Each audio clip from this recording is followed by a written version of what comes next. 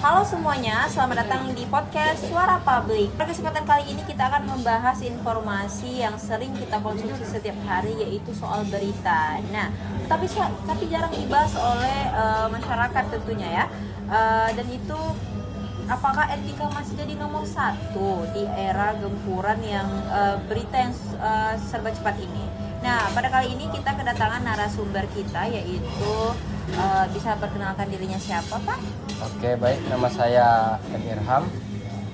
Halo, kabar baik. Terima kasih sudah mengundang saya. Topik ini sangat krusial ya, terutama di tengah banjir informasi sekarang ini. Nah, betul banget. Nah, sering kita lihat setiap judul berita yaitu isinya ternyata beda. Nah, apa sih esensi dari etika jurnalistik itu bagi orang awam? Etika jurnalistik itu adalah pagar. Dia yang membedakan mana karya jurnalistik dan mana sekedar gosip atau opini pribadi. Ada satu prinsip utama, akurasi berita itu harus benar, bukan cuma cepat. Selain itu ada keberimbangan, cover both sides, dan independensi. Tapi kan kenyataannya sekarang, Bang, kita sering nemu judul yang misleading nih demi klik atau clickbait. Apakah ini melanggar etika menurut Bapak sendiri? Secara teknis, judul yang menipu itu melanggar hak publik untuk mendapatkan informasi yang benar. Kode etik jurnalistik KEJ kita jelas mengatakan wartawan tidak boleh membuat berita bohong atau fitnah. Clickbait memang strategi bisnis media digital dan untuk bertahan hidup. Tapi kalau judulnya A, isinya B, itu sudah mencederai kepercayaan publik. Jadi seolah-olah itu benturan antara idealisme dan kebutuhan dapur relasi ya, Bang? Betul, dan disinilah integritas jurnalis diuji. Jurnalis yang baik harus bisa mengemas berita menarik tanpa harus menipu pembaca. Nah, sekarang kan semua orang kan bisa jadi wartawan ya, lewat media sosial, kita sebut sebagai netizen jurnalisme.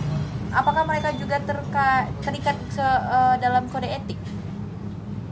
Secara hukum yang terikat langsung dengan UU Pers adalah mereka yang bekerja di institusi pers resmi. Tapi secara moral, siapapun yang menyebarkan informasi ke publik punya tanggung jawab sosial. Masalahnya, netizen seringkali menyebarkan informasi tanpa verifikasi. Mereka pikir yang penting viral. Oh, begitu. Nah, ngomong-ngomong soal viral nih, Pak. Seringkali kan identitas korban kejahatan atau anak di bawah umur itu terbuka lebar di media sosial ya. Bagaimana sih aturan jurnalistik soal tentang ini? Ini poin penting dalam KEJ. Kita dilarang menyebutkan identitas korban kejahatan susila dan identitas anak yang menjadi pelaku kejahatan.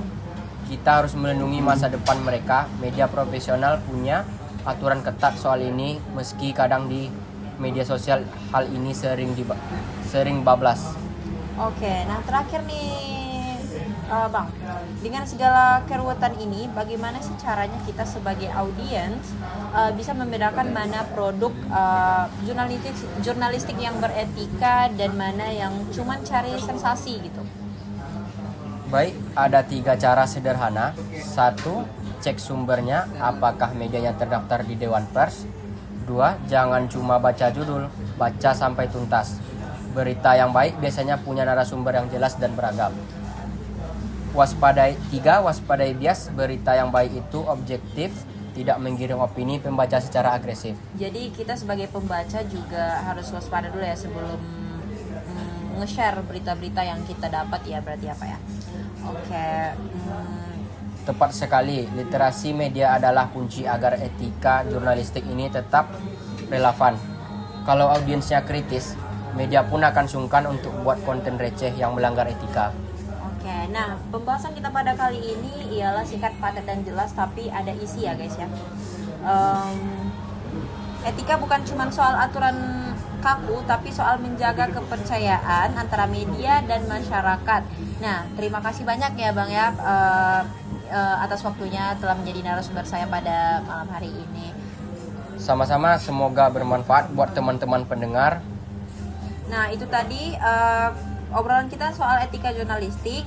Semoga kita semua jadi pembaca yang lebih berpikir, lebih bijak, dan sebelum men-share apapun berita yang kita baca.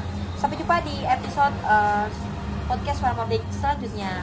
Terima kasih atas perhatiannya. Tugas ini merupakan tugas hukum dan etika media. Saya Diazra Syafira dengan NIM 2201229 sebagai host, dan rekan saya Emirham dengan NIM 220501243 sebagai narasumber.